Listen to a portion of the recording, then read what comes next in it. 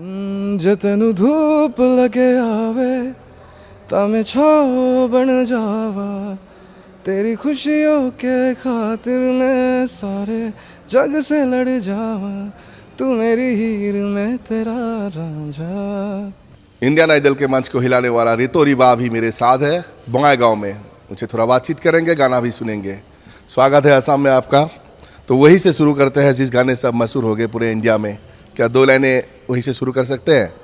दो लाइन तो मैं यही बोलूँगा कि मैं बोलना पहले तो मैं बोल लूँगा, इसके बाद गाऊँगा क्योंकि सीधा गाना भी सही नहीं रहता है। जरूर।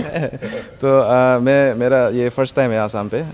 आई मीन जो ये बंगाईगांव डिस्ट्रिक्ट है ना ये तो बंगाईगांव। हाँ ओके, बंगाईगांव टाउन पे मेरा फर्स्ट टाइम है। अभी शाम को शायद कोकराझार पे इवेंट होगा मेरा।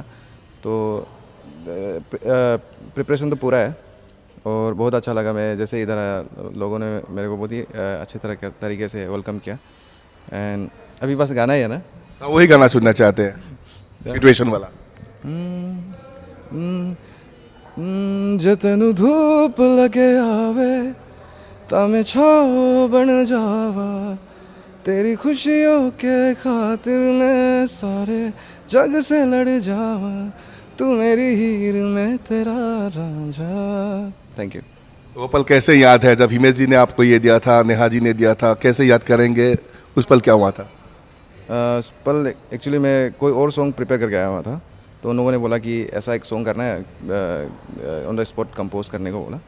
तो हाँ, मैं ज़्यादा समय तो नहीं लिया, बस 5-10 मिनट्स लिया मैंने। एंड कंपोजिशंस तो यूजुअली हम लोग करते ही है, तो जो मेरे साथ था मैंने वही गा दिया, उस पर थोड़ा ऐड करके।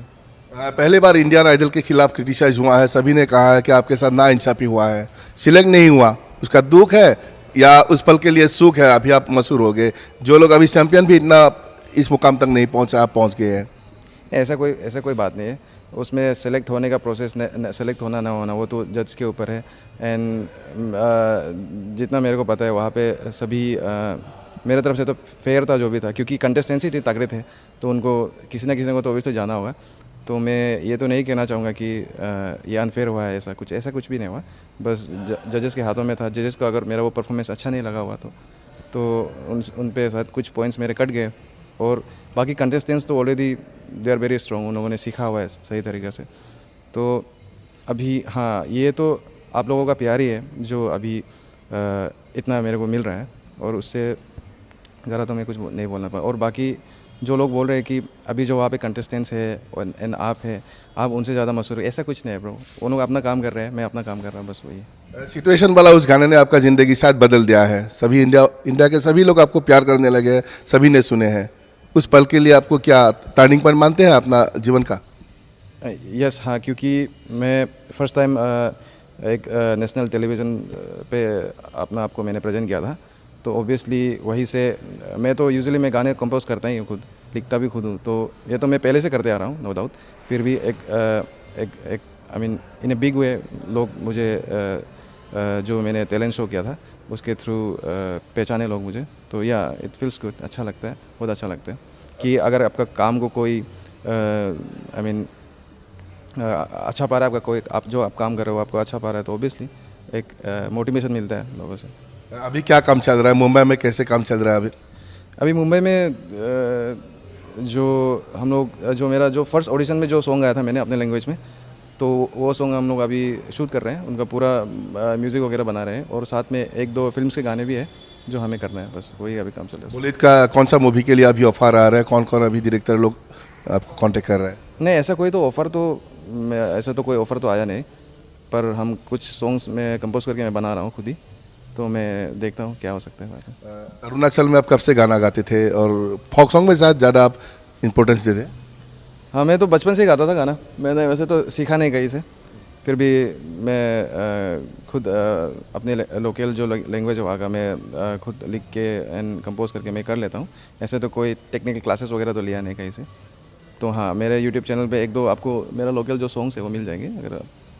अगर यूट्यूब चैनल चेक करें तो वहाँ पे मेरे बहुत सारे गाने कंपोज करके रखा हुआ है, अपलोड करके रखा हुआ है। हम लोग देखते हैं आपका चैनल। और ये असमीज गाना सुनते हैं? मैं सुनता हूँ, लेकिन मेरे लिए थोड़ा सा वो डिक्शन में थोड़ा प्रॉब्लम आ जाता है गाने में। ऐसा नहीं कि मैं सुनता हूँ। किसका गाना सुनते हैं, किसका अच्छा लगता है? अभी तो बहुत सारे आर्टिस्ट है, बहुत सारे बड़े बड़े आर्टिस्ट है आसाम पे। अगर आप थोड़ा लीजेंड वाइज देखिएगा तो भूपेन हजारिका तो थे ही थे, फिर जुबिन गर्ग तो है ही है, एंड अभी बहुत सारे यंगस्टर्स भी है जो अपने म्यूज़िक पे काम कर रहे हैं, जैसे कि एक मेरा है अपना भाई एक तबरीद है, सनी दिया भुयान है, बहुत सारे अच्छे अच्छे प्रोड्यूसर्स है और सिंगर्स भी है साथ में। तो मैं सभी को सुनता हूँ, ऐसा नहीं है कि मैं एक ही म्यूज़िक सुनता हूँ, मैं सभी को सुनता हूँ। भूपेन हजारिका का कुछ गाना याद है या? सॉरी ये तो जरूर जरूर जी हाँ। और अभी प्लानिंग क्या है? अभी तो प्लानिंग तो ऐसे कुछ प्लानिंग्स तो है ही नहीं, बस गाने निकालने हैं बस। ঋতুৰিবা ইতিমধ্যে মনৰ কথা ক'লে, আমি আকৌ কিছু এটা প্ৰশ্ন সুধিবলৈ চেষ্টা কৰিম। सिचुएशन वाला गाने तो आप पटक कर 5 मिनट पे गाया था, हम लोग अगर कुछ सिचुएशन देंगे तो एक या 2 लाइन निकलेंगे आपके? अभी नहीं, ऐसा नहीं होगा। तो अभी धन्यवाद देते हैं आपको, इतना वक्त, कीमती वक्त आपका देने के लिए, और NKTV की तरफ से आपको हार्दिक शुभकामनाएं करते हैं कि आप बहुत आगे बढ़ जाए। और यही था ऋतु रिबा के साथ हमारा छोटा सा इंटरव्यू। कैमरा पर्सन उदीप्त के साथ राणा रेखा, NKTV।